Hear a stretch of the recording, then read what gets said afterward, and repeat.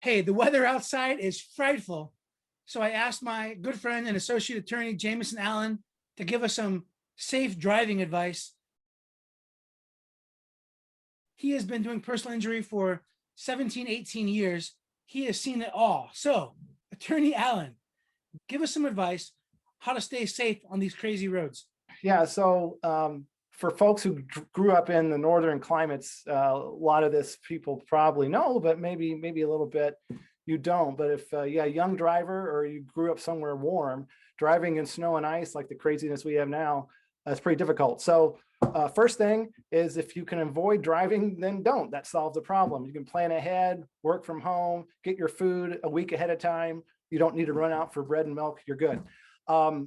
Second thing would be, give yourself time if you have to drive. And most of the time, people don't give themselves anywhere near enough time because you have to scrape your car. You have to shovel yourself out maybe. That's like waking up really early. Plus, you need more time to drive to where you go. Third thing, prepare your vehicle. Make sure you have washer fluid. Make sure you have food and water and a blanket in there for yourself, especially if you drive on the interstate.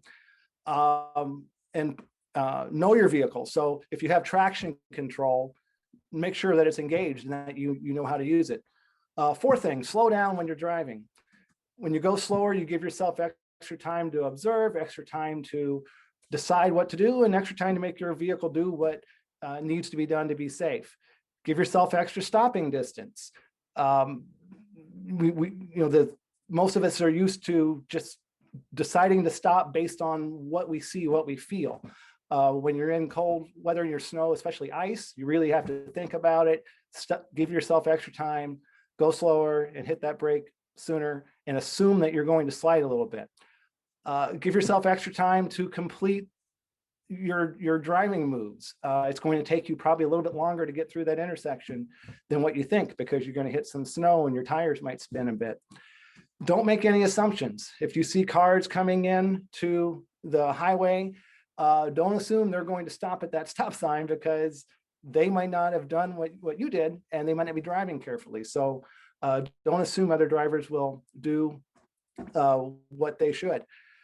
Eighth thing, if you slide, back when I went to driver's ed long time ago, they taught us turn in the way that your back end is going. So if you fishtail this way, turn the wheel that way. If you fishtail that way, turn it that way. I did that a few times when I went too fast, and all that happens is boom, you just spin yourself out because you're overcorrecting. So now what the experts say is you just turn the wheel where you want the car to go. So you don't jerk it this way and that way, and oh, I'm sliding this way, now I got to turn this way. All you do is just point the front of the car where you want it to go. And that way you won't overcorrect, and you'll have the best shot at getting out of your spin. Last couple things, be courteous. Don't force someone else into having to put their brakes on or make a quick decision. Be a good driver, and that protects you as well. One example I'm going to give on this is, if you're on the interstate, one mistake a lot of people make is they see two semi trucks and they see a space in between those trucks, and they think, oh, that space is about the size of my car. So they try to fit it in there. That's never a good idea, but it's especially a bad idea in the winter, because if that back truck the rear truck has to put on its brake and it slides, you're in between, you're going to be sandwiched. That's not good. So make good decisions. And then the last thing is practice. If you need practice, or you have a young driver who needs practice, go find an empty parking lot. Most people use like a rural church parking lot, something like that. Make sure you get permission first. Don't get yourself in trouble. But you can practice on ice and learn how to do it, and you won't be quite so intimidated, and you'll be safe. That's all I got. Jamison, what about the folks that have four-wheel drive? Folks are like, no, I got an SUV, I got four-wheel drive. I don't got to listen to any of that. Give us a little tip on that, what we've seen through countless automobile accidents, and that irritates me to no end, this four-wheel drive. Yeah, excellent point, Mark. First thing to know is that four-wheel drive will not save you on the ice. If you're going to be sliding, it doesn't matter if you were going to have two wheels moving or four wheels moving or whatever. you're going to be sliding. So that's not going to help you on ice. And in fact, you're probably going to be more of a danger because you're a bigger, heavier vehicle. You're going to cause more harm, right? A couple other things, the four-wheel drive can't help you out of every situation. Snow can be deep enough, even too deep, even for four-wheel drives.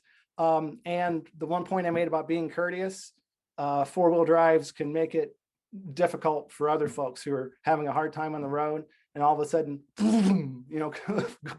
somebody flies by and throws all the snow and ice up on you and mud up on your car. Not a good situation to be in. So if you have a four-wheel drive, great.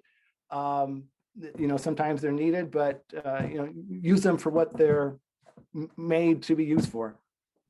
What a great end of this conversation. Be courteous. Half the problems in this world would be solved if we were just courteous. So just like Jamison said, if you have four-wheel drive, other folks on the road don't know you have a four-wheel drive. They just see someone flying at them. So be courteous. Jamison, thank you so much. I hope you get a chance to build a snowman today.